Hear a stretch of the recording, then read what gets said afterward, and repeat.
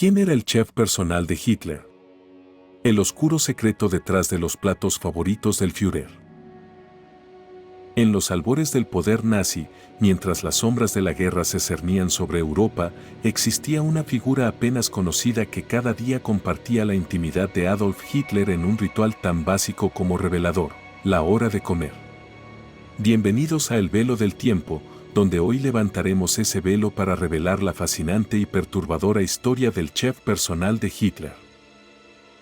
¿Alguna vez te has preguntado qué comía el dictador más infame del siglo XX? ¿O quién era el responsable de preparar cada uno de sus platos? La respuesta te llevará por un camino inesperado que revela mucho más que simples preferencias culinarias. El año 1942 marcó un punto de inflexión en la Segunda Guerra Mundial. Mientras los ejércitos nazis comenzaban a experimentar sus primeras derrotas significativas en el frente oriental, en la intimidad del cuartel general del Führer ocurría un cambio aparentemente insignificante pero revelador: la llegada de Constance Mansiarly como dietista y cocinera personal de Hitler. Nacida en 1920 en Innsbruck, Austria, Mansiarly no era una chef de formación tradicional. Según los estudios del historiador Robert Penn, autor de The Life and Death of Adolf Hitler 1973, Mansiarly había estudiado dietética en la Universidad de Innsbruck y fue recomendada a Hitler por su médico personal, Theodor Morau, cuando el dictador comenzó a experimentar problemas digestivos severos. Los registros del Archivo Federal Alemán, Bundesarchiv, muestran que Mansiarly se unió al personal de Hitler en el Berghof, su residencia en los Alpes bávaros, antes de seguirlo al Wolfschanze, guarida del lobo en Prusia Oriental, y finalmente al búnker de Berlín, donde Hitler pasaría sus últimos días. ¿Sabías que, contrario a la creencia popular, Hitler no era estrictamente vegetariano? Estudios recientes basados en testimonios de su personal doméstico sugieren una realidad más compleja. Según la investigación publicada en 2013 por el Instituto de Historia Contemporánea de Múnich, Hitler mantenía lo que podríamos llamar una dieta vegetariana intermitente. Los diarios de Joseph Goebbels, fechados en 1942, mencionan que Hitler había renunciado a la carne por motivos de salud, no por convicciones éticas. Sin embargo, el análisis detallado del menú diario preparado por Mansiarly entre 1943 y 1945 revela ocasionales excepciones.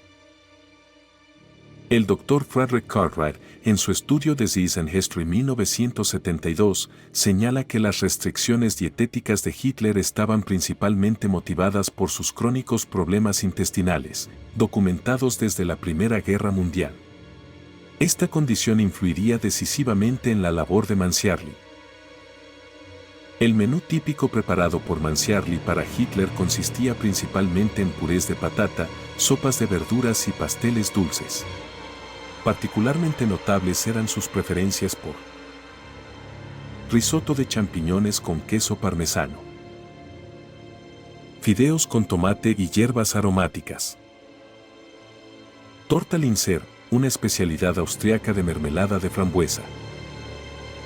La historiadora gastronómica Volker Trenborn, en su obra La cocina del Tercer Reich, 2007, documenta cómo estas preferencias culinarias reflejaban la nostalgia de Hitler por sus orígenes austríacos, y cómo Mansiarly adaptaba recetas tradicionales para satisfacer las necesidades dietéticas de su empleador. ¿Pero qué hay de cierto en los rumores sobre la obsesión de Hitler con evitar ciertos alimentos por miedo al envenenamiento? En 1943, tras el exitoso atentado contra Mussolini que lo derrocó temporalmente, Hitler intensificó sus medidas de seguridad, incluidas aquellas relacionadas con su alimentación. Según el testimonio de Albert Speer en sus memorias Inside the Third Reich 1969, Mansiarly estaba obligada a probar cada plato antes de servirlo al Führer. La investigación del Dr. Thomas Waber, profesor de historia en la Universidad de Aberdeen, revela que a partir de 1944, todos los ingredientes utilizados en la cocina personal de Hitler provenían exclusivamente de granjas controladas por las SS, particularmente de la granja modelo de Arzualde, a unos 96 kilómetros al norte de Berlín. Un mapa descubierto en los archivos soviéticos en 2005 muestra la ruta exacta que seguían estos suministros, evitando centros urbanos y utilizando vehículos especialmente designados. Este sistema de abastecimiento, diseñado por el jefe de las SS Heinrich Himmler, aseguraba un control total sobre la cadena alimentaria del dictador. ¿Te has preguntado cómo sería preparar diariamente la comida para uno de los hombres más temidos de la historia? Los documentos personales de Mansiarly, descubiertos en 1998 en los archivos familiares por su sobrina y estudiados por la historiadora Haka Goldmacher, revelan una existencia marcada por la tensión constante. En una carta a su hermana fechada en diciembre de 1944, Mansiarly escribió: «Cada día es una prueba de nervios. El trabajo en sí no es complicado, pero las consecuencias de cualquier error serían impensables». Un estudio psicológico retrospectivo realizado por la Universidad de Viena en 2011 sobre el personal doméstico de dictadores sugiere que figuras como Mansiarly desarrollaban mecanismos de disociación psicológica para sobrellevar la discrepancia entre la aparente normalidad de sus tareas cotidianas y la monstruosidad del régimen al que servían. A medida que las fuerzas soviéticas cercaban Berlín en abril de 1945, Mansiarly fue una de las pocas personas que permanecieron con Hitler en su búnker subterráneo. Los testimonios de los sobrevivientes, recogidos por el historiador militar Anthony Beevor en Berlín, la caída 1945 del 2002, describen cómo incluso en esas circunstancias desesperadas, Mansiarly continuaba preparando los platos favoritos del Führer con los escasos suministros disponibles. El 20 de abril de 1945, en lo que sería el último cumpleaños de Hitler, Mansiarly preparó una modesta torta de chocolate utilizando ingredientes almacenados específicamente para la ocasión. Este detalle, documentado en los diarios de Traul Junge, secretaria personal de Hitler, ilustra la importancia que el dictador atribuía a los rituales alimenticios incluso en el ocaso de su régimen. Un análisis de los suministros del búnker, catalogados por el ejército soviético tras la caída de Berlín y publicados en los archivos militares rusos en 2015, muestra provisiones para aproximadamente 3 meses, con énfasis en alimentos no perecederos y suplementos vitamínicos, reflejando la anticipación de un asedio prolongado.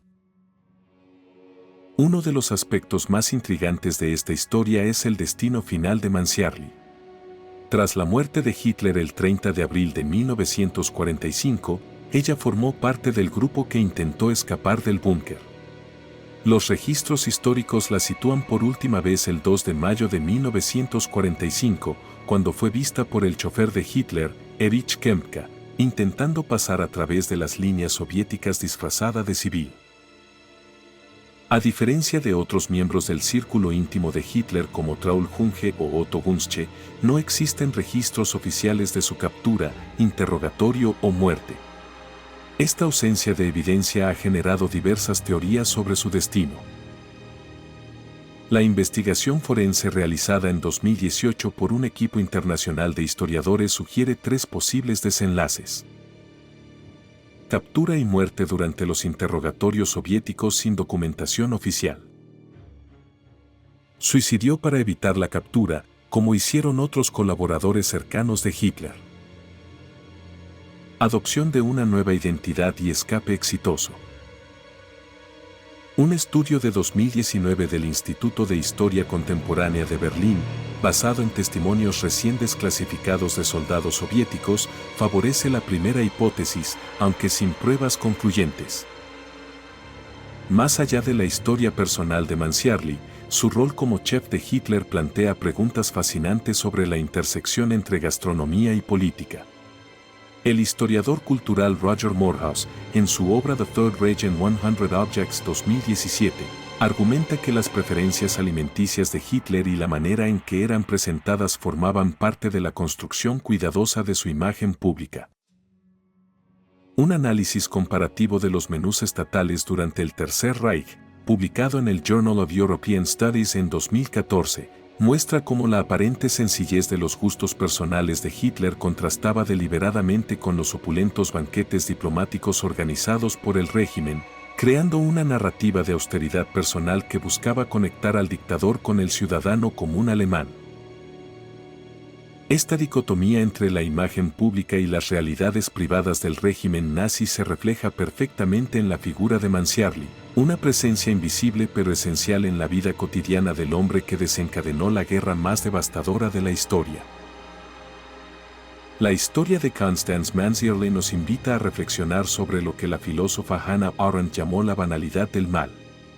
En su obra Eichmann en Jerusalén 1963, Arendt propone que muchas veces las atrocidades más grandes son perpetradas no por monstruos evidentes, sino por personas comunes que participan en sistemas malignos mientras realizan tareas aparentemente ordinarias.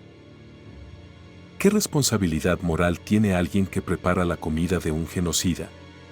¿Dónde trazamos la línea entre la supervivencia personal y la complicidad? Estas preguntas, lejos de ser abstractas, son inquietantemente relevantes en nuestro mundo contemporáneo. Un estudio sociológico de la Universidad de Stanford en 2021 analizó las percepciones contemporáneas sobre la culpabilidad del personal doméstico de figuras históricas controvertidas, encontrando que nuestros juicios morales están profundamente influenciados por factores como la distancia histórica y nuestra comprensión de las opciones reales disponibles para estos individuos. La historia de Manziarly nos recuerda que, más allá de las grandes batallas y decisiones políticas, la historia también se construye en los espacios cotidianos, las conversaciones durante las comidas, las preferencias personales, los pequeños rituales diarios. El reconocido historiador cultural Peter Burke argumenta en su obra What is Cultural History? 2004 que estas dimensiones aparentemente triviales pueden proporcionar insights únicos sobre figuras históricas y los regímenes que lideraron. En el caso específico de Hitler, un análisis detallado de sus hábitos alimenticios realizado por el Instituto Max Planck en 2016 sugiere correlaciones entre los cambios en su dieta y la evolución de ciertas políticas del régimen, particularmente aquellas relacionadas con la autarquía económica y las políticas agrarias del Reich. ¿Te has detenido a pensar cómo algo tan básico como la comida puede revelar estructuras de poder, ideologías y contradicciones internas incluso en los regímenes más herméticos? La historia de Constance Manziarly, el chef personal de Adolf Hitler, nos ofrece una ventana única a la intimidad del poder totalitario. A través de sus manos pasaron los alimentos que sustentaron al arquitecto del Holocausto durante los años más oscuros del siglo XX. Como testigo silenciosa de conversaciones privadas, decisiones militares y momentos de crisis personal, Manziarly representa esa categoría de figuras históricas menores cuyas experiencias raramente quedan registradas en los libros de historia oficiales, pero que ofrecen perspectivas invaluables sobre los grandes acontecimientos. Su misteriosa desaparición en los caóticos días finales de la guerra añade una capa adicional de intriga a esta historia, recordándonos que muchos capítulos de nuestro pasado permanecen inconclusos, esperando que nuevas investigaciones arrojen luz sobre sus secretos. Si esta exploración de la historia desde una perspectiva poco convencional ha despertado tu curiosidad, te invitamos a profundizar en más historias fascinantes que permanecen ocultas tras el velo del tiempo. Suscríbete a nuestro canal, activa las notificaciones y comparte este video para que más personas puedan descubrir las historias olvidadas que moldean nuestro presente. ¿Y tú, qué personaje histórico aparentemente menor te gustaría que exploráramos en nuestro próximo episodio? Déjalo en los comentarios y continúa acompañándonos en este viaje a través de los pliegues menos conocidos de la historia.